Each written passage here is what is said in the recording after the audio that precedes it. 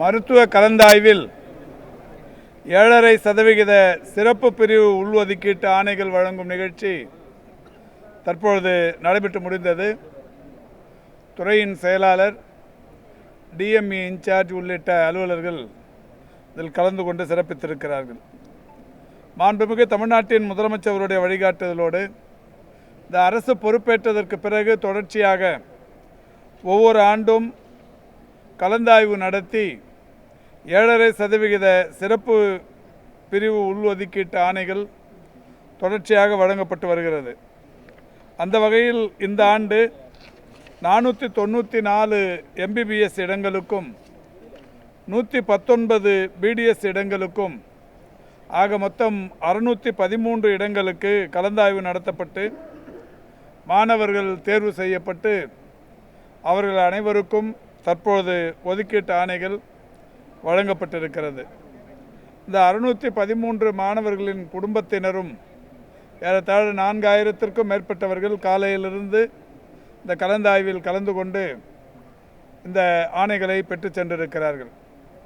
கலந்தாய்வில் கலந்து கொள்ள வந்த அத்துணை பேருக்குமே துறையின் சார்பில் காலையிலிருந்து அவர்களுக்கு உணவு போன்ற பல்வேறு வசதிகள் செய்து தரப்பட்டு அனைவரும் மகிழ்ச்சியோடு இந்த ஆணைகளை பெற்று சென்று கொண்டிருக்கிறார்.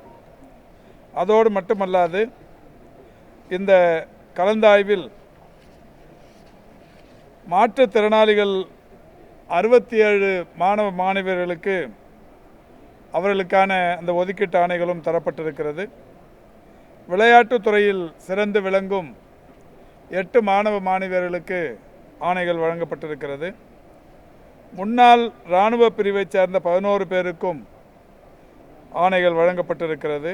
ஆக மொத்தம் 699 மாணவ மாணவியர்களுக்கு ஒதுக்கீட்டு ஆணைகள் வழங்கப்பட்டிருக்கிறது. மாண்புமிகு தமிழ்நாட்டின் முதலமைச்சர் அவர்கள் இந்த 7.5% இடஒதுக்கீட்டை இன்றைக்கு சட்டப்பூர்வமாக உறுதி செய்து தொடர்ச்சியாக கடந்த 4.5 ஆண்டு காலமாக இந்த ஒதுக்கீட்டு ஆணைகளை, சிறப்பு பிரிவு ஒதுக்கீட்டு ஆணைகளை வழங்கி கொண்டிருக்கிறார்கள். இதோடு மட்டுமல்லாது இந்த மாணவர்களுக்கு கல்வி கட்டணம், விடுதி கட்டணம், உணவு கட்டணம் உட்பட அனைத்து கட்டணங்களையும் தமிழக அரசே பொறுப்பேற்று முழுமையாக இலவசமாக இந்த ஆணைகள், இவர்களுக்கான இந்த ஒதுக்கீட்டு ஆணைகள் வழங்கப்பட்டிருக்கிறது. இதோடு மட்டுமல்லாது மாண்புமிகு தமிழ்நாட்டின் முதலமைச்சர் அவர்கள் மருத்துவத்தோடு நிறுத்தாமல் பொறியியல், வேளாண்மை, கால்நடை மருத்துவம், மீன்வளம், சட்டம் போன்ற தொழில்முறை படிப்புகளுக்கு 7.5% இடஒதுக்கீட்டை தொடர்ந்து செயல்படுத்தி இந்தியாவிலேயே தமிழ்நாடு இந்த வகையில் ஒரு முன்மாதிரி மாநிலமாக தொடர்ந்து விளங்கி கொண்டிருக்கிறது.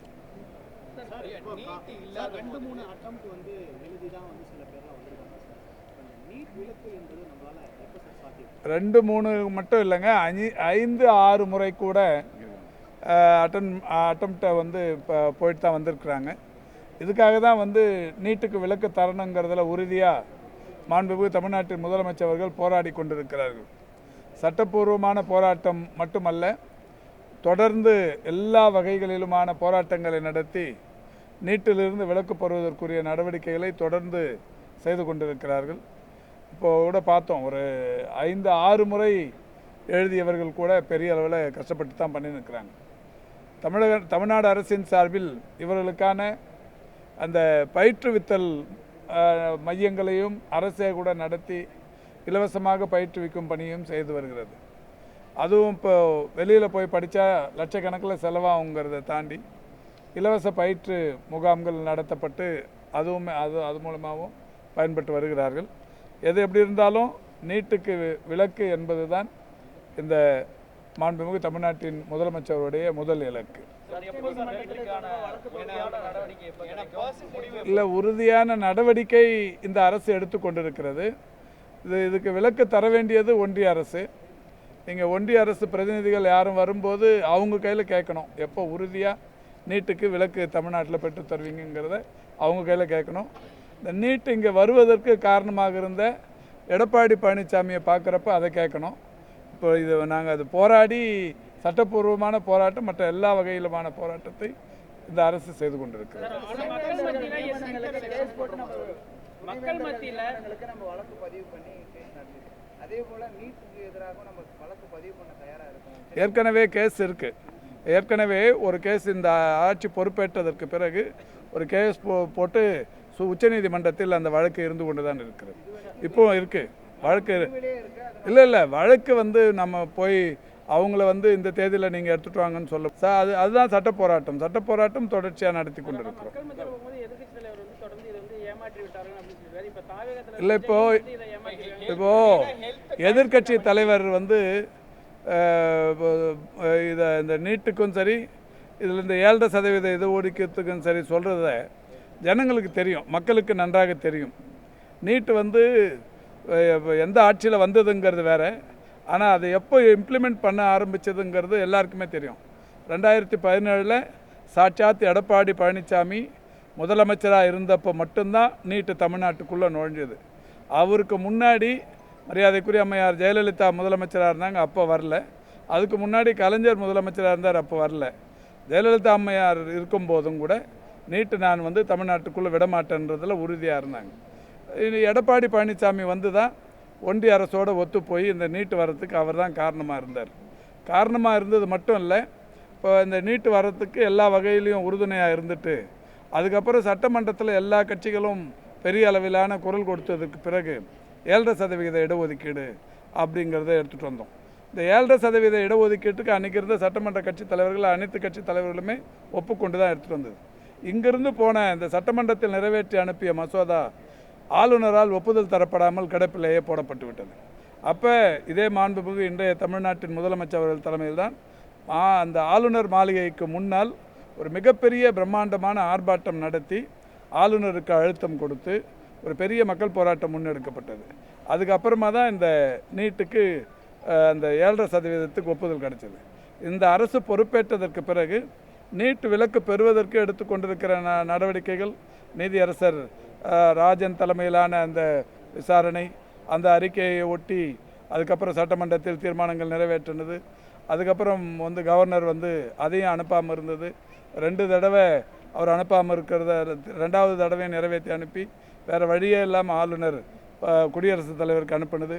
குடியரசுத் தலைவர் இதுவரை 7-8 முறை அவர் வந்து உள்துறை அமைச்சகத்துக்கு அனுப்பி உள்துறை அமைச்சகத்தின் வாயிலாக நம்முடைய தமிழ்நாட்டிற்கு குறிப்பாக உயர்கல்வித்துறைக்கு, மக்கள் நல்வாழ்வுத்துறைக்கு, ஆயுஷ் நிர்வாகத்துக்கு தொடர்ச்சியாக பல்வேறு விளக்கங்களை கேட்டு ஒரு 6-7 முறை அவர்கள் அந்த கிளாரிஃபிகேஷன் கேட்டு எழுதி அதை இங்கே இருக்கிற சட்ட வல்லுநர்கள் ஒவ்வொரு முறையும் அவங்க எப்போல்லாம் அனுப்புகிறாங்களோ அப்போ அதுக்கான விளக்கங்களை தொடர்ந்து கொடுத்து கொண்டிருக்கிறோம். தமிழ்நாட்டில் மட்டும் இல்லாமல் இந்தியாவில் இருக்கிற எல்லாருமே தமிழ்நாடு ஒரு முன்னணி மாநிலமாக மெயினாக ஹெல்த்தில் வந்து பார்க்குறாங்க. இது வந்து ப்ரைவேட் செக்டரில் இருக்கிற நிறைய பேருக்கு வந்து பேசிட்டு இது வரப்போ நம்ம கவர்மெண்ட் செக்டரில் இருக்கிறத எப்படி இன்க்ரீஸ் பண்ண போகிறோம், அதுக்கான வழிகள் என்ன பண்ணி? இல்லை, கவர்மெண்ட் செக்டரில் இருக்கிறது தான் இப்போ நம்ம தான் அதிகமாக இருக்கிறதே. இப்போது ஒட்டுமொத்த இந்தியாவிலேயே அதிகமாக மருத்துவ எம்பிபிஎஸ் இடங்களே இப்போ அரசு மருத்துவர் இடங்களே தமிழ்நாட்டில் இருந்தால் போகுது. இப்போ 11,850 சீட்டு இப்போ ஒட்டுமொத்தமாக.